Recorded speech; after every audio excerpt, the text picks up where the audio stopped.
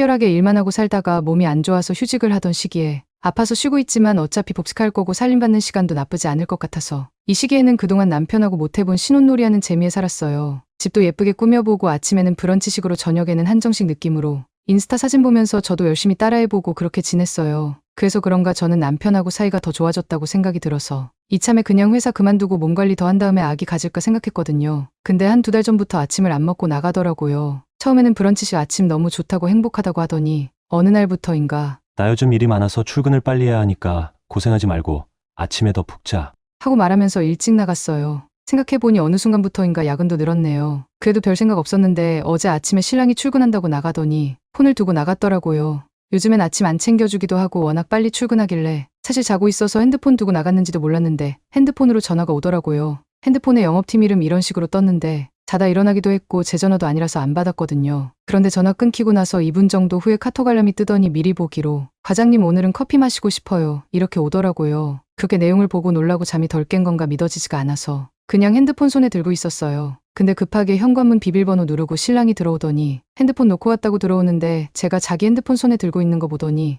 놀라면서 어색하게 핸드폰 두고 갔네 하. 이러면서 나가더라고요. 저는 그때까지도 정신이 잘 안 들어서였는지 아무 말도 못하고 그냥 가만히 앉아 있었어요. 그리고 그날 저녁에는 남편이 혼자 찔렸는지 칼퇴하면서 이것저것 주전부리를 사왔더라고요. 요즘에 일이 많아서 못 챙겨줘서 미안하다면서요. 그날 하루 종일 아무것도 안 하고 곰곰이 생각하면서 신랑 오면 어떻게 물어볼까? 무슨 말을 해야 할까? 고민하던 찰나에 신랑이 저렇게 나오니까 찔려서 그러는구나 라는 확신이 들어서 남편에게 이야기했어요. 그 여자 뭔데 자기한테 하트 붙이면서 카톡해. 그냥 회사 여직원인데 애교가 많은 스타일이라 회사 사람들한테 모두 하트를 붙이더라고. 하는데 기가 찼지만 제가 당장 확인할 수 있는 부분은 아니라 다른 질문으로 넘어갔어요. 그럼 아침부터 커피 마시고 싶다는 말은 뭐야 하니 사실 카풀을 시작했는데 아침마다 제 신랑이 그 여직원 마시라고 차량용 커피포트에 커피랑 율무차 같이 이런 차들을 매일 타주고 있었대요.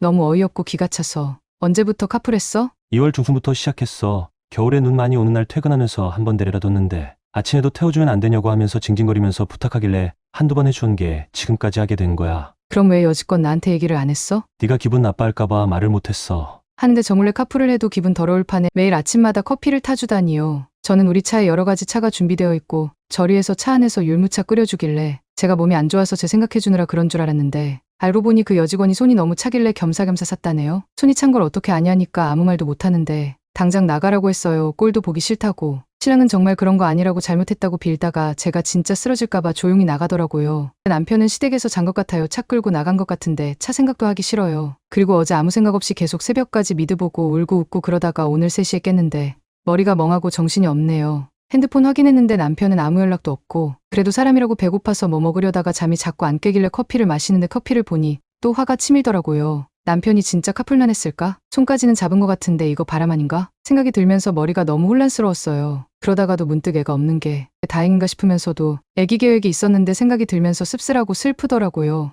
복직까지는 아직 좀 남았었는데 몸만 괜찮다면 당장이라도 출근해서 제 삶을 찾고 싶었습니다. 이틀 지나고 토요일 밤 11시가 좀 넘어서 남편이 집에 왔는데 남편이 안 들어오면 어쩌지 걱정했다가도 막상 들어오니 너무 싫어서 무표정이 되더라고요. 제가 안 들어올까봐 걱정된 건 보고 싶어서라 아니라 진짜 안 들어오면 바람난 걸 확신을 해야 하는 상황일 것 같아 걱정했던 것 같아요. 아무래도 최악의 상황은 마주하고 싶지 않았거든요. 남편은 조심스럽게 제 옆에 앉더니 이야기를 시작했어요. 말 안 하고 카풀한 거 미안해. 이제 와서 무슨 말을 한들 용서가 되지 않겠지만 사실 어린 친구가 차 태워달라고 해서 그냥 생각 없이 태워준 건데 솔직히 재미있었어. 그 여자를 어떻게 해보고 싶고 그런 게 아니라 그냥 새로운 이성과 그런 환경 그 자체가 재미있었던 것 같아. 그게 차려주는 아침밥도 안 먹고 나갈 정도로 재미있었어? 내가 정신이 나갔었나 봐. 차량용 코트는 당신이 몸이 안 좋아서 원래 사려고 했었는데 타이밍이 그냥 그 여자애가 먼저 쓰게 된 거야. 그럼 손 차가운 건 어떻게 알았어? 어느 날 카풀 고맙다고 김밥을 사온 적이 있는데 건네받으면서 손이 닿게 됐어. 근데 손이 얼음장같이 차가워서 물어보니까 원래 손이 항상 차가고 해서 알게 된 거야. 문자에 하트는 왜 붙인 거래? 나도 처음에는 당황했는데 팀원 모두에게 항상 하트를 붙이더라고. 서로 바람나고 그런 건 절대 아니야. 하면서 미안하다는 말밖에는 없네요. 제가 지금 몸이 안 좋아서 혈압이 높아지면 안 되는 상황이라 그런지 큰소리 없이 담담하게 대화했어요. 이런 이야기들을 했는데 말하다 보니 별로 길지도 않을 것 같은데 그날은 그렇게 새벽까지 이야기를 했습니다. 중간중간 이것저것 물어보면서 대답을 듣다가 그냥 대화의 마지막에 다다를 때 저희 대답은 못 믿겠다는 말밖에 할 수 없었고 증거를 지웠다면 지우고도 남고 말을 맞추려면 맞추고도 남을 시간인데 이제 와서 이렇게 얘기하는 건 무의미하고 더 이상 당신을 믿기 어렵다고 하니 신랑은 그 대답에 아니라고도 맞다고도 하지 않았습니다. 연애 때에도 가끔 아무 대답도 하지 않아서 답답한 적이 있었는데 나름 신중하고 과묵한 느낌이 들어 좋았거든요. 그 좋았던 점이 그날의 대화의 최대의 독이 되어 제 마음에 비수를 꽂았습니다. 그리고 저는 그 무언은 내 말에 반박하지 않겠다라는 의미로 받아들인다고 말했고 끝내 그 말에도 아무런 대답을 하지 않았습니다. 원래 이기적인 사람이 아닌데 그날은 참 이기적이었네요. 얘기를 다 끝내고 끝내 제 말에 대답을 하지 않은 남편을 향해 난 졸리니까 먼저 잘게 하고 말하고 방으로 왔어요. 왜 제 마음은 고요하고 머리는 단순할까요? 마치 어둠만 있는 방에 들어가 있는 느낌입니다. 그리고 신랑은 소파에서 잤습니다.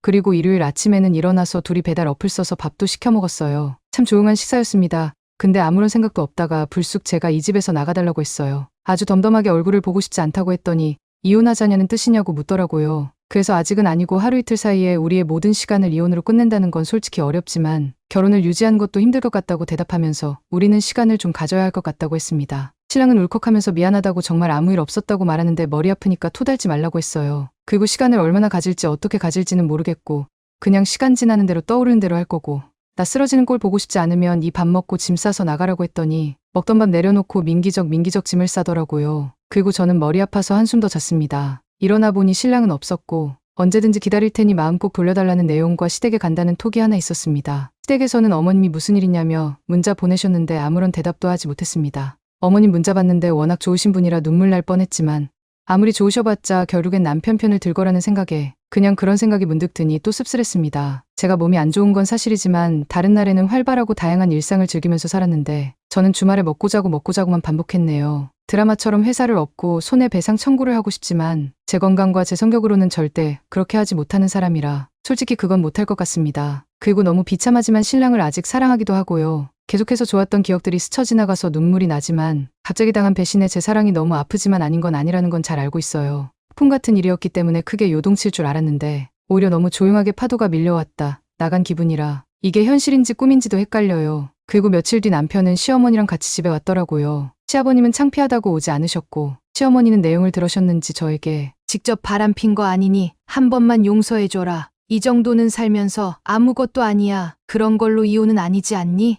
하시는데 저는 그때는 마음에 반가움과 미움이 뒤섞여서 빌면 용서를 해줘야 할까 하는 감정이 복잡하게 얽혀 있었는데 시어머니 말을 듣고 이혼해야겠다고 생각했습니다. 저는 남편이 그렇게 나가고 배신감과 상실감 같은 감정으로 인해 며칠을 아무 일도 못하고 반시체처럼 지냈는데 결혼 생활 중에 아무것도 아니라고 하니 더한 것들을 더 겪고 싶지 않다고 생각되더라고요. 그리고 저는 제 편이 없는 가운데 신랑이 자기 편만 데리고 와서 저를 혼란스럽게 한 것도 쉬었고요. 물론 사태를 중재시키러 오신 것이었겠지만 저에겐 악효과였습니다. 이날은 그냥 몸이 안 좋으니 가보셨으면 좋겠다로 마무리하고 저도 부모님께는 말씀도 못 드리다가 전 시댁 식구 가고 나서 연락드렸어요. 저희 집안이 유전적으로 혈압이 높아서 관리를 해야 하는데 저희 아빠가 혈압으로 쓰러지실까봐 말도 못하고 있던 제가 바보 같아서 다음날 친정엄마한테 연락해서 자초지종 말씀드렸어요. 그렇게 1년 후, 그래서 결국 1년이 지난 지금 후기를 말씀드리자면 친정의 전폭적인 지지로 인해 이혼을 진행하게 되었고 현재는 이혼을 한 상황입니다. 시댁 쪽에서 완강하게 거부 반응이 있었고 한바탕 난리가 있긴 했지만 전 남편이 순순히 응해줬어요. 합의 이혼은 서류만 바로 제출하면 되는 줄 알았는데 한 달의 조정기간이 있더라고요. 사실 남편에 대한 감정이 남아있던 터라 조정기간에 조금 흔들리도 했는데 저희 엄마와 여동생이 제 마음 잡아주느라 고생했어요. 근데 웃긴 게 귀책 사유가 본인한테 있는데